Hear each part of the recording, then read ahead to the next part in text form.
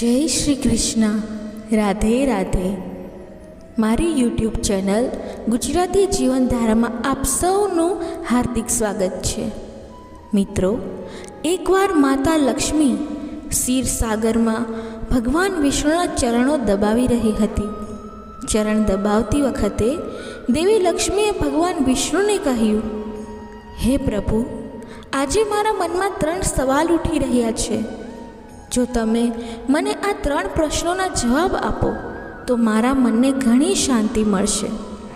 ત્યારે ભગવાન વિષ્ણુ કહે છે, હે દેવી, તમારા 3 પ્રશ્નો શું છે? ત્યારે માતા લક્ષ્મી કહે છે, હે પ્રભુ, કઈ સ્ત્રીના ભાગ્યમાં સંતાન હોતું નથી? બીજો પ્રશ્ન એ છે કે કઈ સ્ત્રી અકાળે વિધવા થાય છે?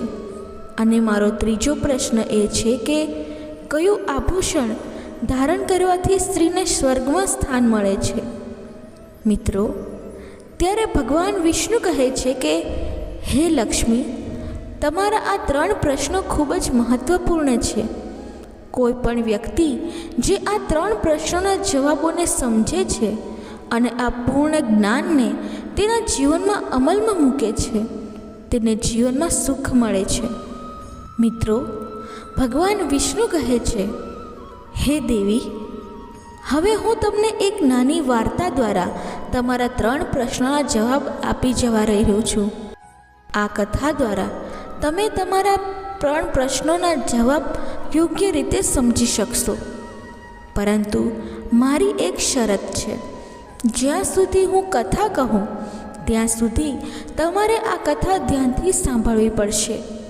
ત્યારે માતા લક્ષ્મીએ કહ્યું, ભગવાન, હું તમને વચન આપું છું કે હું આ કથાને પૂરા દિલથી અને સમર્પણ સાથે સાંભળીશ. તમે કૃપા કરીને તે કથા શરૂ કરો. તો મિત્રો, આપ સૌને એક વિનંતી છે કે આપ પણ આ કથાને પૂરી રીતે જરૂર સાંભળો. તેને અડધું અધૂરું સાંભળવું પાપ માનવામાં આવે છે. કથા શરૂ કરતાં પહેલાં કમેન્ટમાં જય માં લક્ષ્મી અને જય શ્રી હરિ વિષ્ણુ જરૂર લખો. તેમજ વિડીયોને લાઈક કરવાનું ભૂલશો નહીં. તો ચાલો શરૂ કરીએ. ભગવાન વિષ્ણુ કહે છે, હે લક્ષ્મી, એક રાજ્યમાં એક નાનું નગર હતું. તે શહેરમાં એક શેઠ રહેતો હતો, જેને 2 પુત્રો હતા અને શેઠના દીકરાઓના પણ લગ્ન થઈ ગયા હતા. શેઠની પત્ની અને શેઠના મોટા દીકરાની પત્ની બંનેનો સ્વભાવ ખૂબ જ ખરાબ હતો. એટલે શેઠની પત્ની મોટા દીકરાની પત્નીને ખૂબ પ્રેમ કરતી હતી. નાના દીકરાની પત્ની ખૂબ જ સારા સ્વભાવની હતી અને તે એક પતિ સમર્પિત મહિલા પણ હતી અને તે ઘરનું બધું કામ એકલા હાથે જ કરતી હતી. આ પછી પણ શેઠની પત્ની અને મોટા દીકરાની પત્ની હંમેશા નાની વહુનું અપમાન કરતી હતી. શેઠના મોટા પુત્રની વહુને એક પુત્ર અને નાની વહુને એક પુત્રી હતી. શેઠની પત્ની હંમેશા નાની વહુને દીકરા માટે ટોણા મારતી હતી, પરંતુ તે શું કરી શકતી હતી? તે હંમેશા તેમના મહેણા ટોણા સાંભળતી રહેતી હતી. મિત્રો, ભગવાન વિષ્ણુ કહે છે, હે લક્ષ્મી, હવે હું તમને નાની વહુની કથા સારી રીતે સમજાવીશ. આ કથા પરથી તમને તમારા પહેલા સવાલનો જવાબ મળશે. તમારો પહેલો પ્રશ્ન એ હતો કે કઈ સ્ત્રીના ભાગ્યમાં પુત્ર નથી મળતો? ત્યારે ભગવાન વિષ્ણુ કહે છે, હે દેવી, તે શેઠની પત્ની હતી. તે પહેલાંથી જ ખૂબ જ ખરાબ સ્વભાવની હતી. પરિવારના તમામ સભ્યો તેના કુટિલ સ્વભાવથી ખૂબ જ નારાજ હતા, પરંતુ તે તેની સીધી સાદી નાની વહુને થોડી વધારે પરેશાન કરતી હતી. તેને ત્રાસ આપવામાં ખૂબ આનંદ આવતો હતો. શેઠના નાના દીકરાની પત્નીનું નામ સુકન્યા હતું.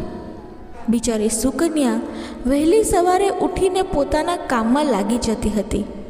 આમ કર્યા પછી પણ સુકન્યા હંમેશા શેઠની પત્નીની આંખોમાં ખૂંચતી રહેતી હતી. એક દિવસ સુકન્યા ઘરમાં ઝાડુ મારી રહી હતી.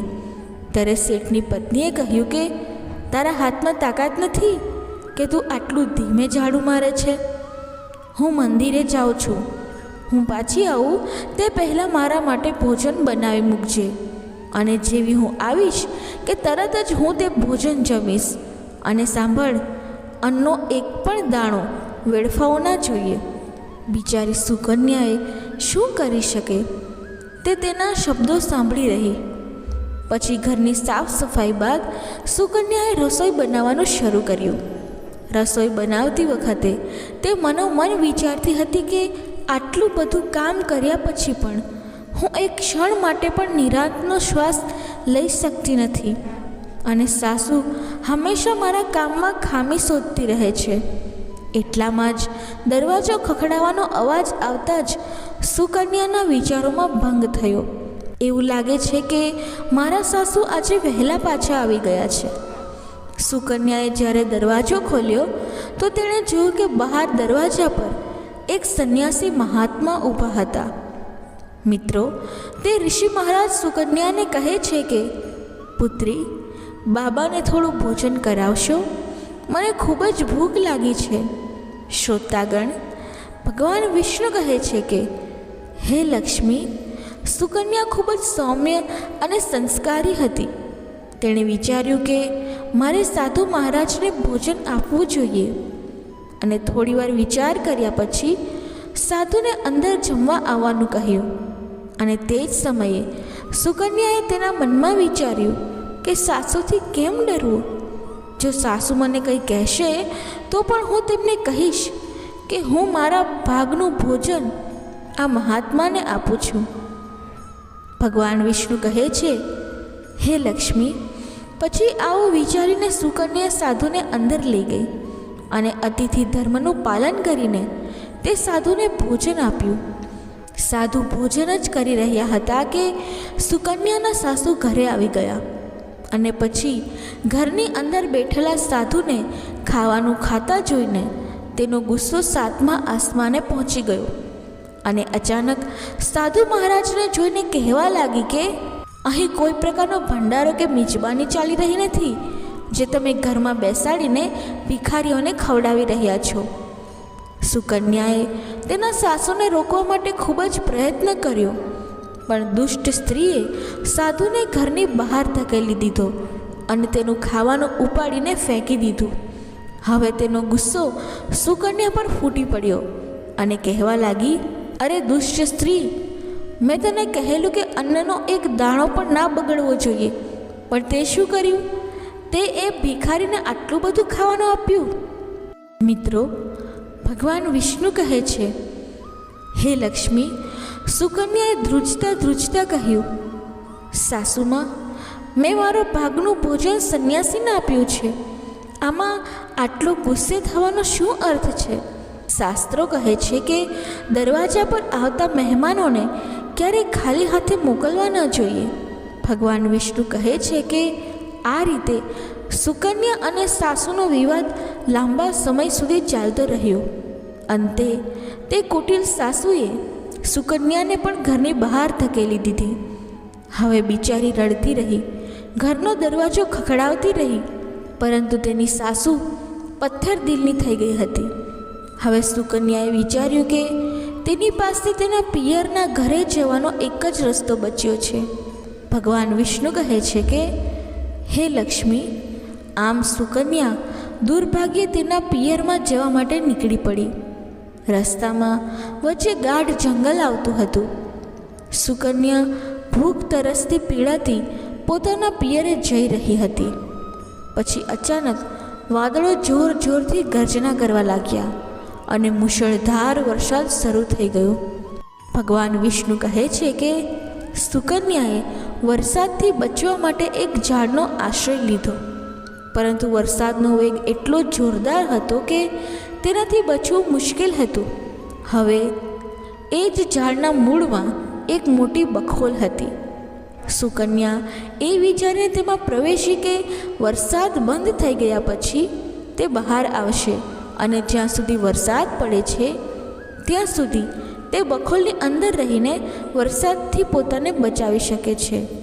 શ્રોતાગણ, ભગવાન વિષ્ણુ કહે છે, હે લક્ષ્મી. જ્યારે સુકન્યાએ તે વૃક્ષના બખોલમાં પ્રવેશ કર્યો ત્યારે તેને તે બખોલની અંદર એક સાધુ મળ્યા. પછી સંતે કહ્યું, પુત્રી, રડવાનું બંધ કર. હું જાણું છું કે તારો પરિવાર તારો અનાદર કરે છે, કારણ કે તેઓ દુષ્ટ વૃત્તિના છે અને તેઓ તમને ટોણા મારે છે, કારણ કે તમારી જેઠાણીને એક પુત્ર થયો છે અને તમને હજી સુધી કોઈ પુત્ર નથી થયો. પરંતુ ચિંતા કરશો નહીં. હું તમને એક ચિઠ્ઠી આપું છું. આ ચિઠ્ઠીમાં લખેલો ઉપાય પૂરી નિષ્ઠાથી કરજો અને પછી તમને પુણ્યશાળી પુત્ર મળશે. આ રીતે સંત મહાત્માએ એક ચિઠ્ઠી આપી અને ત્યાંથી ગાયબ થઈ ગયા. બીજી તરફ વરસાદ બંધ થતાં તેના પતિ સુકન્યાને શોધતા ત્યાં પહોંચ્યા અને ત્યારબાદ સુકન્યા તેના પિયરે ના ગઈ અને તે જ જંગલમાં ઝૂંપડી બનાવીને રહેવા લાગી. ભગવાન વિષ્ણુ કહે છે, હે લક્ષ્મી, આ એક દિવસની વાત હતી. સુકન્યાએ પુત્ર વિશે વિચાર્યું અને વિચારવા લાગી કે જો મારે પણ પુત્ર થશે તો સાસરીમાં પણ મારું સન્માન થશે. જ્યારે તે આમ વિચારી રહી હતી ત્યારે તેને સંત દ્વારા આપવામાં આવેલી ચિઠ્ઠી યાદ આવી અને જ્યારે સુકન્યાએ પુત્ર પ્રાપ્તિ માટે તે ચિઠ્ઠી વાંચી ત્યારે તેમાં લખ્યું હતું કે પુત્ર પ્રાપ્તિ માટે સ્ત્રીએ હંમેશા રાત્રે પુરુષની ડાબી બાજુ સૂવું જોઈએ અને પછી જ્યારે પણ પુત્ર પ્રાપ્તિની ઈચ્છા થાય ત્યારે એવા સંજોગોમાં મળતા પહેલાં એ વાતનું ધ્યાન રાખવું જોઈએ કે પુરુષનો જમણો સ્વર ચાલવા લાગે અને સ્ત્રીનો ડાબો સ્વર ચાલવા લાગે તે જ સમયે ગર્ભધારણ કરવું જોઈએ. આમ કરવાથી પુત્રની પ્રાપ્તિ ચોક્કસ થાય છે અને તેનાથી ઉલટું નાકના અવાજથી દીકરીના પ્રાપ્તિ થાય છે. શ્રોતાગણો, આગળ લખવામાં આવ્યું હતું કે માસિક શરૂ થયાના પ્રથમ 4 દિવસમાં મિલનથી પુરુષ રોગનો ભોગી બને છે. 5મી રાત્રિના મિલનથી પુત્રીની પ્રાપ્તિ થાય છે. 6ઠ્ઠી રાત્રિના મિલનથી પુત્ર થાય છે. 7મી રાત્રિના મિલનથી ગુણવાન પુત્રી થાય છે. 8મી રાત્રિના મિલનથી પુત્ર થાય છે. 9મી રાત્રિના મિલનથી ઐશ્વર્યશાળી પુત્રી મળે છે. 10મી રાત્રિના મિલનથી એક શ્રેષ્ઠ પુત્ર મળે છે. 11મી રાત્રિના મિલનથી એક સુંદર અને સારી સંસ્કારવાળી પુત્રી થાય છે. ભગવાન વિષ્ણુ કહે છે, હે લક્ષ્મી, આમ સુકન્યાએ 10મી રાત્રે તેના પતિને મળી હતી અને ગર્ભધારણ કર્યું હતું. હવે સવારે સ્નાન વગેરેમાંથી નિવૃત્ત થયા બાદ પૂજા કર્યા બાદ સુકન્યાના પતિ લાકડા કાપવા માટે ગયા હતા. પતિના ગયા પછી તોફાન આવ્યું અને સુકન્યાની ઝૂંપડી તોફાનમાં ઉડી ગઈ અને ભારે વરસાદ શરૂ થયો અને ત્યારે સુકન્યા ઝાડ પર સરનામું લખે છે.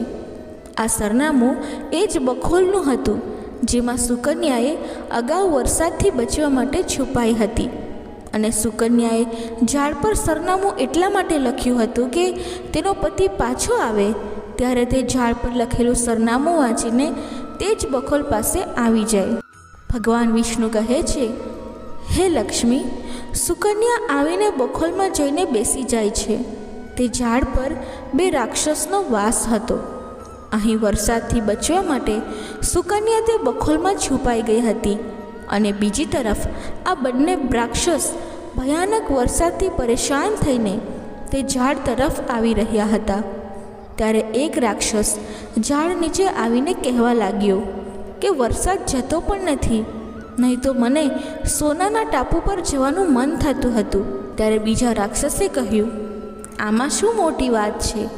આ ઝાડ હવે આપણને ઉડાડીને આપણને એ જ જગ્યાએ લઈ જશે જ્યાં સોનાનું ટાપુ છે.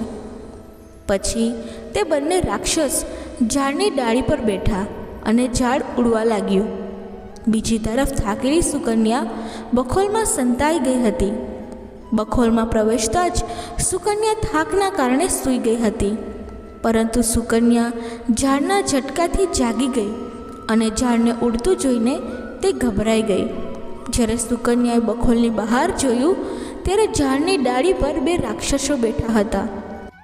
આખરે સુકન્યાએ પરિસ્થિતિ સાથે સમાધાન કરી લીધું અને વિચાર્યું કે જે થશે તે સારું થશે. પછી ટૂંકી ઉડાન પછી ઝાડ એક સુવર્ણ ટાપુ પર પહોંચ્યું અને ઉતરી ગયું. બીજી તરફ બંને રાક્ષસોને ભૂખ લાગી રહી હતી, તેથી બંને શિકારની શોધમાં નીકળી ગયા. ભગવાન વિષ્ણુ કહે છે, હે લક્ષ્મી, તે બે રાક્ષસોના ગયા પછી સુકન્યા બખોલમાંથી બહાર આવી અને તેણે રાહતનો શ્વાસ લીધો. હવે જેવી સુકન્યાએ સોના ટાપુ પર ફેલાયેલી રેતી જોઈ કે તરત જ તેને ખૂબ આશ્ચર્ય થયું કે આ રેતી ચમકી રહી છે. અને જેવી સુકન્યાએ પોતાના હાથમાં રહેલી રેતી ઉપાડી કે તરત જ તે બૂમો પાડવા લાગી, અરે આ તો સોનાની રેતી છે. અને પછી સુકન્યાએ તેની સાડીની પાલવમાં શક્ય તેટલી રેતી બાંધી દીધી અને પાછી આવીને તે જ બખોલમાં છુપાઈ ગઈ. શ્રોતાઓ, ભગવાન વિષ્ણુ કહે છે કે અહીં સુકન્યા તે બખોલમાં પાછી ગઈ કે તરત જ બંને રાક્ષસો ઝાડ પર પાછા આવ્યા અને એકબીજાને કહેવા લાગ્યા.